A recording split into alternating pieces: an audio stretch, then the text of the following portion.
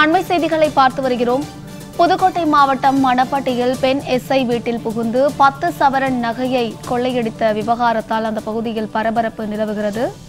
பெண் எஸ்ஐ வீட்டில் 10 சவரன் நகையானது கொள்ளையடிக்கப்பட்டிருக்கிறது. அது தொடர்பான அண்மை செய்திகளை பார்த்து வருகிறோம்.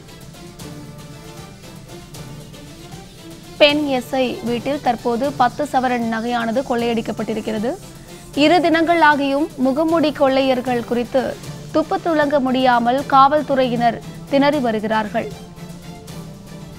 பெண் எஸ்ஐ வீட்டில் அவரது கணவரை தாக்கி 10 சவரன் கொள்ளையடிக்கப்பட்ட சம்பவத்தில் 2 தினங்கள் ஆகியும் இதுவரை முகமூடி கொள்ளையர்களை பிடிக்க முடியாமல் காவல்துறையினர் திணறி வருகிறார்கள். அது தொடர்பான அண்மை செய்திகளை பார்த்து வருகிறோம். பெண் எஸ்ஐ வீட்டில் அவரது கணவரை தாக்கி 10 சவரன் நகைகள் கொள்ளையடிக்கப்பட்டிருக்கிறது. பெண் எஸ்ஐ கண்முன்னே அவரது கணவரை இரும்பு கம்பியால் தாக்கி நகையை பறித்த கொள்ளையர்களை பிடிக்க முடியாமல் தற்போது போலீசார் திணறி வருகிறார்கள். அது தொடர்பான அண்மை செய்திகளை பார்த்து வருகிறோம். இதுகுறித்தான மேலும் விவரங்களை கொடுப்பதற்காக செய்தியாளர் தேவராஜ் பழனி இணைப்பில் இருக்கிறார். அவரிடம் பேசலாம். வணக்கம் தேவராஜ் பழனி, இது தொடர்பான முழு விவரங்கள்.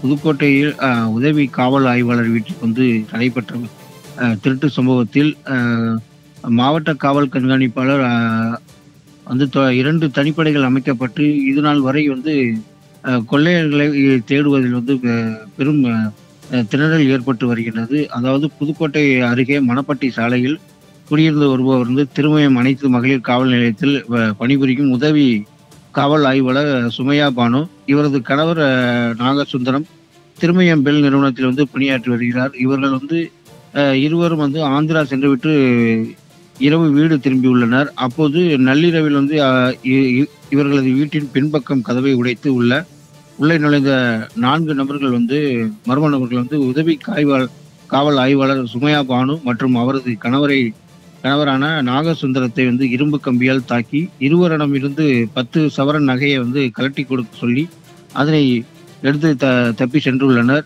இது தொடர்பாக திருக்கோணம் காவல்துறையினர் வழக்கு பதிவு செய்து விசாரணை மேற்கொண்டு வருகின்றனர். இந்நிலையில இந்த கொலை சம்பந்தமாக மாவட்ட காவல் கண்காணிப்பாளர் அபிஷேக் குப்தா தலைமையில் 2 தனிப்படைகள் அமைக்கப்பட்டு தொடர்ந்து 2 நாட்களாக கொள்ளையர்களை தேடும் பணியில் ஈடுபட்டு வரும் நிலையில மர்ம நபர் கொள்ளையர்களை தேடும் பணியில தொடர்ந்து ஈடுபட்டு வராங்க.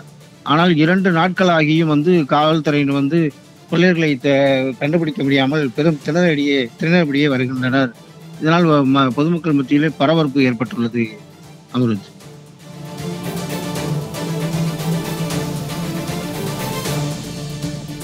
விவரங்களை வழங்கியமைக்கு நன்றி தேவராஜ் பழனி.